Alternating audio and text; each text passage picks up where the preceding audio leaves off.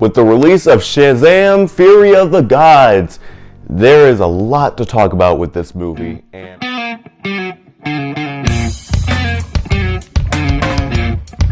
I'm going to try and keep it as short as possible because I am not going to do a spoiler review of this movie. I'll touch on some spoilers near the end of the video if you guys want a timestamp to that or something like that, but other than that, I'm not doing a major in-depth review. I'll do some specific points here and there, but this is mostly just going to be my honest opinion on the movie and whether or not it was a bad movie. All levels of honesty, I didn't love the first Shazam. I didn't think it was as hilarious as a lot of people thought it was. A lot of the humor for me just did not work and did not land for me personally. If you were into it, that's cool, that's great. I mean, I get it. It's kind of like Big meets Shazam. It works for the character very well. Nice. It just wasn't my cup of tea, right?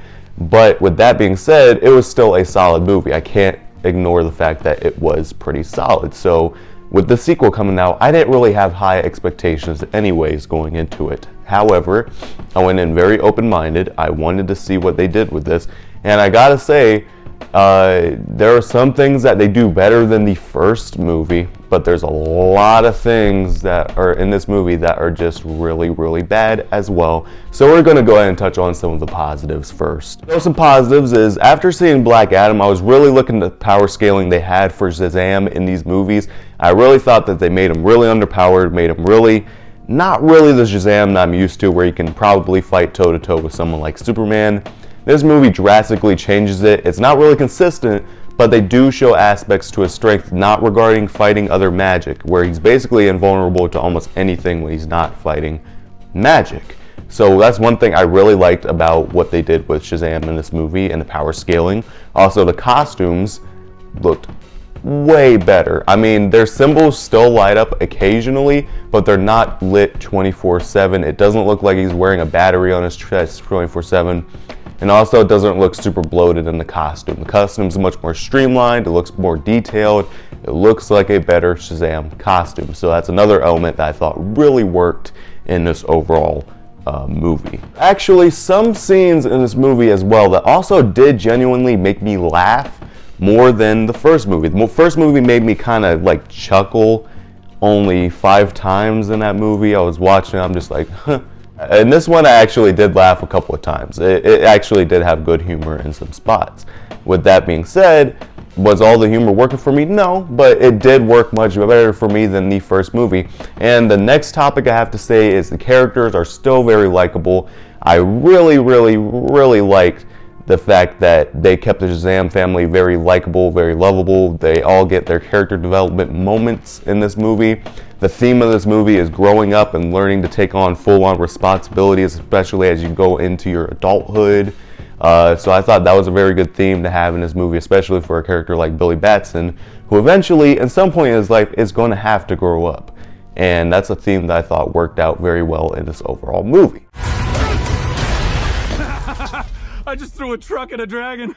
I love my life. The villains in this movie were actually solid. They were not great written characters by any means, but at the same time, they were much more unique than the first movie. The villains were actually somewhat likable. They have more personality. I love the sisters bickering at each other 24/7 about minor things, about their plan, or going back and forth, or brainstorming, or having different ideals, different ways they look at the world and the way that they want to handle the situation that they have on their hands.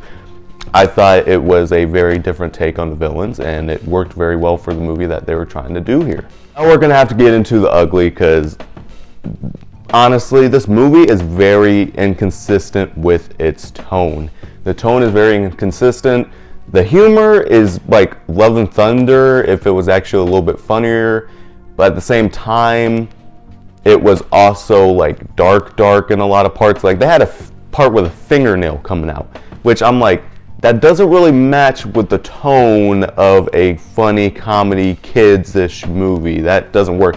Now, I'm well aware that the director has a background with horror, giving references to Annabelle in this movie, but it just does not mesh well with the character, and it does not mesh well with the idea that this is supposed to be again, Big meets Shazam, and it just offsets the tone dramatically throughout this movie. And also the editing was very choppy.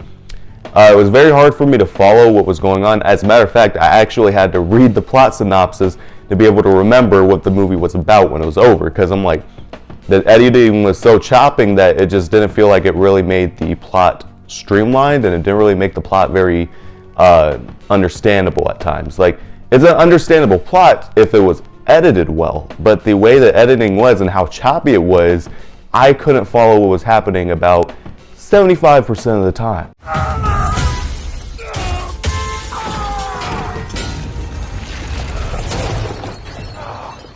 I feel like a fraud. No, recently, I can't tell if it's just companies are overworking their VFX artists. I don't know what it is, but the VFX in this movie looked CW quality at a lot of points. And it's not me ragging on the VFX artists in any way. They know a lot more than I do. I'm gonna be honest with you. Look, I'm not some VFX like expert where I'm gonna be like, oh, the texture on that don't look right and stuff like that. Like, I don't really care. But something just looked really off about some of the creatures in this movie. Like, it looked like everybody was standing in front of a green screen when you compare it to something like Wakanda Forever, where they put, you know, more time on the VFX artists. They were able to make it look like they were at least not in front of a green screen studio. And that's not what happened in this movie. It very much looked like they were in front of a green screen setting about 95% of the time, even in their own house at points. I mean, to be fair, it's a very basic superhero story, but it's just not told very well. I mean, this movie doesn't really do anything particularly horrible.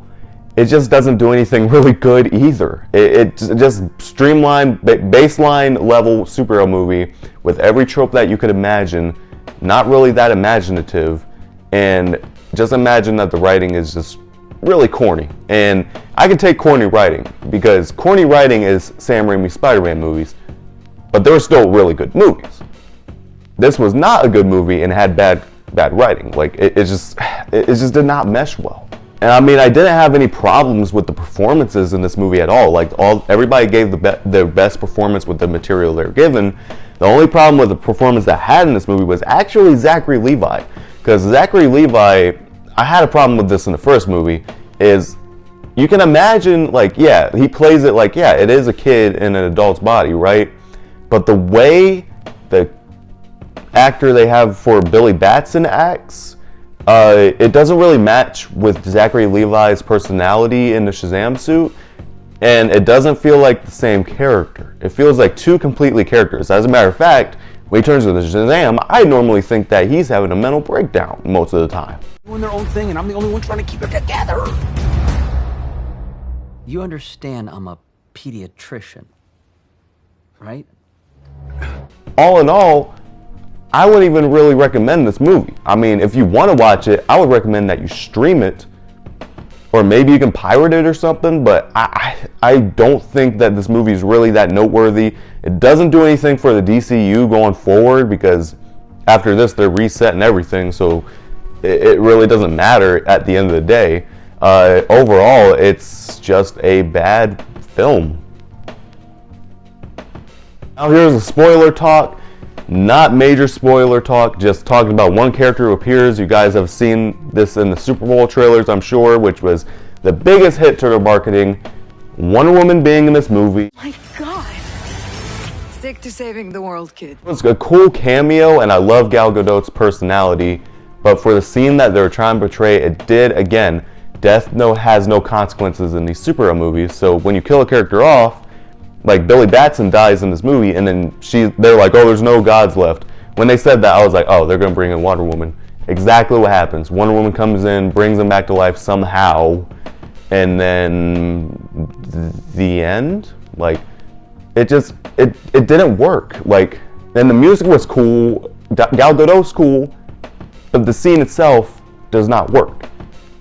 So, I don't know, you guys. What did you guys think of the new Shazam movie? Make sure you guys comment down below what you guys thought of it. Is it really as bad as I'm making it out to be? Because maybe it's just my brain overthinking some stuff like I always do.